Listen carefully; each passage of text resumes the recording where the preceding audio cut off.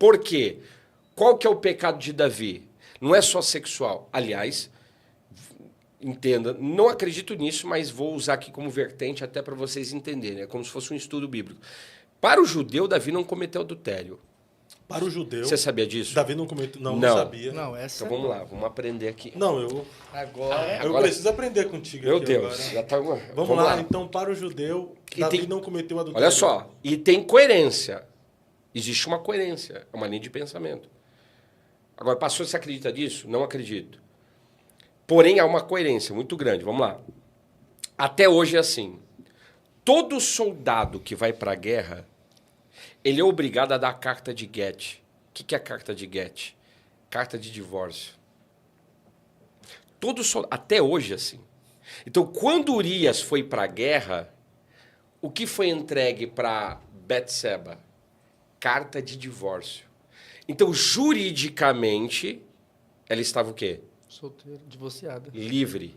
Solteira, divorciada, vamos colocar. Livre. Mas vamos colocar, mesmo que fosse uma coisa assim, qual que era o problema? Não seria ilegal, mas seria o quê? Imoral. Imoral. Porque ele sabe, no entanto, olha só, quando Davi chama Urias, depois que ele peca, Urias não entra na casa dele. Porque qual era a jogada? Olha só, gente, ser humano é ser humano, né? E o que Davi faz? Se deita com Betseba, ela vai para casa e depois Davi chama Urias para se deitar com ela. Qual que é a ideia de Davi? Bom, ele vai se deitar, ela vai engravidar, ele vai achar que é de quem? De Urias? Dele, de Urias. Ou seja, ele queria esconder a sujeira debaixo do tapete. Então, a primeira vertente diz, a carta de Get, isso é uma realidade, tá? Isso é verídico. A carta de Get se dava por causa da questão de um soldado ir para a guerra. E a outra era por quê? Porque se o soldado morresse na guerra e não achasse o corpo, a mulher não ficaria presa àquele relacionamento. Ou se, no caso, ele também fosse um prisioneiro de guerra. Porque acontece muito isso nessas guerras que existem, o cara é morto, não achou o corpo, ou o cara se tornou um prisioneiro de guerra e nunca acharam o corpo. Imagina, a mulher é casada com ele, como que ela ficaria? Aprisionada àquele casamento. Então, hoje é cultural se dar a carta de Get. Deixa eu interromper aqui e fazer uma pergunta boba para eu apanhar, mas isso dava autonomia para o rei pegar a mulher do cara? Vamos colocar... Vamos colocar... Olha só. Fica preparando os cortes aqui. Cara, minha mente passou. Bum. Tá, é assim, isso é uma questão que o judeu ele acredita nisso, tá? Que Davi, o judeu ele gosta também de dar uma defendida no Davi, né? Mas juridicamente, juridicamente, vamos colocar que ele teria, mas a nível de consciência não. Pode perceber que ele está fazendo algo que ele sabe que é errado. Quando ele faz isso, o que o profeta vem fazer? Repreender ele. Olha, um homem tinha uma única ovelhinha e o outro tinha várias. E tomou a única que ele tinha. O que se faz com esse homem? Olha a sentença que sai da boca do próprio rei. Ele tem que morrer. Esse homem é você. Mas por que a sentença é de morte? Todo pecado sexual, isso aí você pode anotar. Todo pecado sexual, Danilo, ele invoca o espírito de morte. Todo ele. Você pega o adultério, por exemplo, o que as pessoas, quando adulteram, geralmente acontece? Quando cai a ficha, ou ela se mata, geralmente, né? Ou ela quer matar o camarada ou a mulher que adulterou. O sentimento de culpa leva a isso, né? Geralmente, a gente pega muitos casos assim. Então, quando Davi ele faz o que é errado, porque, de fato, ele cometeu um ato de adultério, ele não poderia ter feito aquilo, até pelo nível de repreensão que o profeta faz, ele invoca um espírito de morte. E olha só, diz a palavra, esse espírito de morte vai agir de que forma?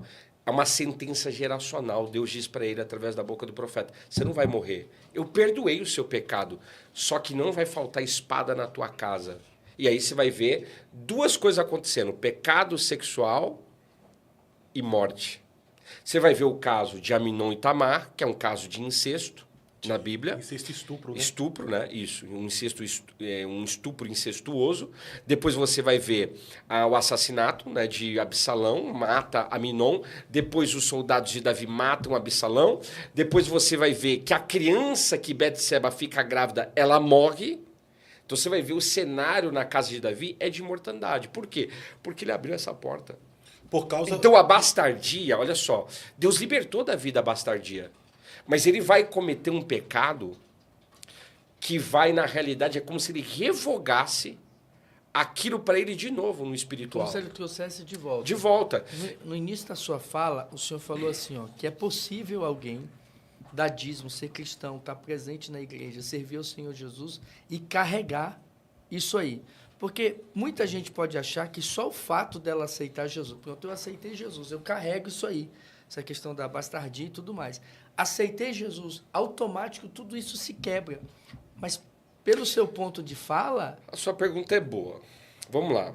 Quando a gente fala aceitar Jesus, o que é aceitar Jesus? E agora, hein? O que é aceitar? Porque hoje em dia é assim, né? Eu aceitei Jesus, eu fui lá, levantei a minha mão, pronto, sou crente. Mas peraí, isso é muito superficial. É, claro. Então as pessoas hoje, elas têm essa prática. Eu levantei a mão, agora eu sou crente. Peraí, irmão.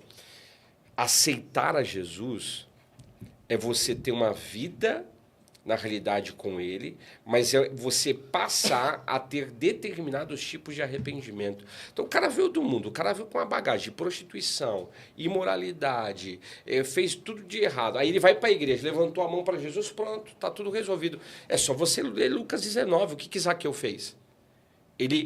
O que ele fez de errado, ele restituiu e ainda ele praticou o que a gente chama de sedacá. Ele deu metade dos seus bens aos pobres. Ou seja, ele reparou os seus erros. Então, quando uma pessoa entrega a vida para Jesus, o que ela teria que fazer? Ela teria que tratar pecado por pecado. O próprio Davi de Mello, o rei Davi, ele diz nos Salmos: todos os meus pecados eu te declarei. Quer dizer, ele foi tratando pecado por pecado. Por exemplo, vamos dar um exemplo aqui. Vocês sabem como que trata a fornicação? Não. Biblicamente? Como? Não, como que se trata a fornicação? Toda pessoa que está assistindo aí, que pecou, eu fiz tchaca-tchaca antes de casar, tá? Se relacionou antes de casar. Então, como que se trata isso? Vamos lá. A pessoa, Davi, ele se relacionou com Betseba. Ele cometeu adultério. Para quem não sabe, dizem que é Salomão que teve 1000 mulheres, mas na realidade isso foi uma questão geracional. A tradição diz que Davi tinha 1000 mulheres também. Davi tinha 1000 mulheres também? Tinha não, também. Essa é nova para mim. Então foi uma questão geracional. Geracional. Davi tinha as 1000 mulheres. Davi, antes de Salomão, já teve 1000? Também me tinha. prova, por favor. Não, ele tinha muitas mulheres. E detalhe, o rei, ele tinha 33 mandamentos. 33. O rei, ele andava com um mini Sefer Torá, um mini rolo da Torá, que ele tinha que todos os dias ler aquele rolo e que estava ligado ao mandamento dos reis. Por exemplo, o rei, aquele rolo diz assim: o rei não poderá ter muitos cavalos. O que Salomão teve?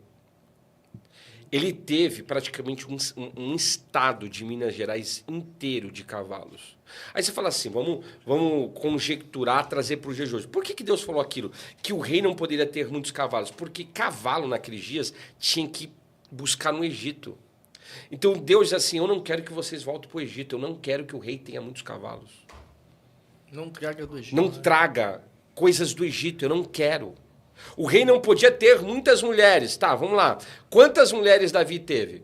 Quantas? Você vai pegar lá, teve Abigail, teve Mical, aí teve mais quem? Mical, que é a filha de Saul, né? A primeira.